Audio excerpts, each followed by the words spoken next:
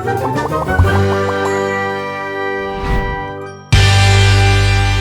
Stories की दुनिया। सोने का नारियल।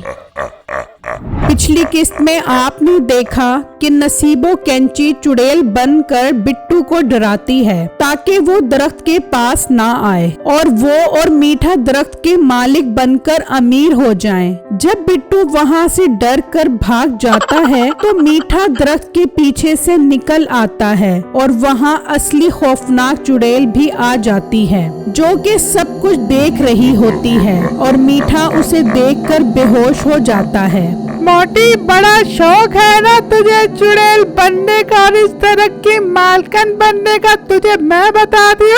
अरे चुड़ैल बाजी, तू तो बड़ा मान गई। अब तो सिर्फ भूत खेल रहे थे यहाँ पे, अब मैं तेरे साथ भूत खेलोगे। चुड़ैल नसीबो कैंची को कब्रिस्तान ले जाती है और वहाँ उसे एक दरख्त के साथ उल्टा लटका देती है। ये ले, तू अपने असल घर में आ गई है। सारी चुड़ैलें यहाँ रहती है, अब तो यही लटकी रहे। वो मेरा दरख्त है, तूने उसे हथियाने की कोशिश की, तेरा यही अंजाम है। तो तू फिर उस मोटे बिट्टू को क्यों आने दे बे अपने दरख्त के पास? जरा मेरे को ये तो बता बे। बिट्टू ने इस दरख्त को उगाया है, मेरा जादुई बीज एक जिन ने चुरा लिया था। मेरी जादुई ताकत इस बीज में थी। मैं 10 साल तक बेहोश रही। इस मेहरबान बिट्टू ने इस बीज को जमीन में बो दिया और मेरा जादुई दरख्त उग गया। इस दरख्त के उगने की ही वजह से मैं 10 साल बाद होश में आई हूँ। चुड़ैल बाजी, मुझे नीचे उतार दे इससे पहले कि मेरी गर्दन उतर जाबे। यही तेरी सजा है बेरूपिया चुड़ैल। अरे मुझे भी साथ लेते जा चुड़ैल बाजे, ओ चुड़ैल बाजे। फिर चुड़ैल नसीबो कैंची को कब्रिस्तान में लटका छोड़कर उस जादुई दरख्त के पास आती है जहाँ मीठा बेहोश पड़ा होता है। चुड़ैल नसीबो कैंची का रूप बदल लेती है और मीठे को जगाती है। नसीबो कैंची, मुझे क्या हुआ था? अरे तू यहाँ खड़ा थक गया था इसलिए सो गया था। मुझे तो याद ही नहीं सिवाय उस मंजर के जब बिट्टू खौफ के मारे जहाज की स्पीड से भाग गया था यहाँ से। वैसे क्या ड्रामा किया था तूने, एकदम असली चुड़ैल लग रही थी। मिठे, तू इस बात को छोड़, चली घर चल। फिर चुड़ैल और मीठा घर चले जाते हैं और वहाँ बिट्टू सारी रात खौफ में डरता रहता है। अरे कहीं वो चुड़ैल मेरे घर ही ना आ जाए, बस किसी तरीके से ये रात गुजर जाए। जब सुबह होती है तो बिट्टू की बीवी सोना उसके पास आती है और उसे परेशान देखकर कहती है, अजी आप इतने परेशान क्यों लग रहे हो? रात तो आप फल लेने जाने से पहले मुझसे बड़ी हंस की बातें कर रहे थे। वो चुड़ैल मुझे जरूर इस गांव में ढूंढती रही होगी, मैं इस घर से बाहर नहीं निकलूंगा। बिट्टू खौफ से सोना को देखता है और कहता है, कहीं तुम ही तो वो चुड़ैल नहीं हो जो मेरी बीवी के रूप में मेरे सामने खड़ी हो? आपको बुखार हो गया है तो इसका मतलब आप कुछ भी कहेंगे। आपको मुझ में और चुड़ैलों में कोई फर्क नजर नहीं आता।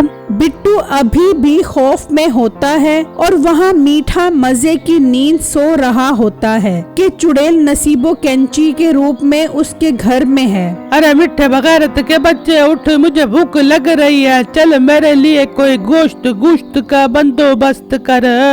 तू मेहरबानी किया कर, क्या तुझे खाना पेश करूं? जा जाकर नाश्ता बना अपने लिए भी और मेरे लिए भी। अरे मिठे, तेरी ये जुर्रत, तू मुझसे बदतमीजी कर रहा है, मैं तेरी नाक से चीर के सुखड़े डाल दूंगी। अरे तुझे दिन के वक्त चुड़ैल बनने की कोई जरूरत नहीं है, तू बहुत मनहूस लग रही है, मुंह धोकर आ। फिर चुड़ैल अपने असली रूप में आ जाती है। चुड़ैल गुस्से में मीठे को कस के पकड़ लेती है। अरे नसीबो कैंची, तेरे अंदर इतनी ताकत कहाँ से आ गई? मुझे नीचे उतार। आइंदा मुझसे ऐसी बात की तो तेरी गिच्ची मरोड़ दूंगी। फिर चुड़ैल मीठे को नीचे फेंक देती है। नसीबो कैंची जी, अगर आपके नाजुक दिल को ठेस ना पहुँचे तो मैं आपसे एक बात अर्ज करूं। अब इतना भी तकल्लुफ से बोलने की जरूरत नहीं है, बता क्या बात है? तुझे रात को चुड़ैल बनकर बिट्टू को डराने का कहा था, तू तो मुझे ही डरा रही है।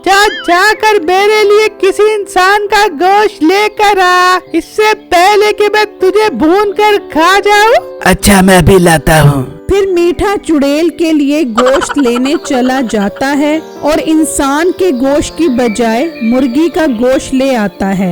ये कैसा गोश्त है? असल में अभी एक कमजोर इंसान का गोश्त मिला है। मुझे बेवकूफ बनाता है। ये मुर्गी का गोश्त है। मुझे किसी इंसान का गोश्त खाना है और उसका खून पीना है। अब मैं तुझे खाऊंगी। मैं तो इतना कमजोर हूँ, मेरा गोश्त खाने से तुझे कोई फायदा नहीं होगा। इससे तो तेरा एक ही निवाला पूरा नहीं होगा। अगर मैं तुझे एक मोटे इंसान का गोश्त ला कर दूँ तो कैसा रहेगा? ठीक है, जल्दी जा, मुझे फिर से भूख लग रही है। फिर मीठा गोश्त लेने के लिए बाहर निकल जाता है। पता नहीं इस नसीबो कैंची को क्या हो गया। मैंने तो इससे बिट्टू को डराने का कहा था, ये तो मेरे ही गले पड़ गई। पता नहीं अब कब सही होगी, लेकिन इससे पहले कि ये मुझे खाए मुझे मोटे गोश्त का इंतजाम करना पड़ेगा।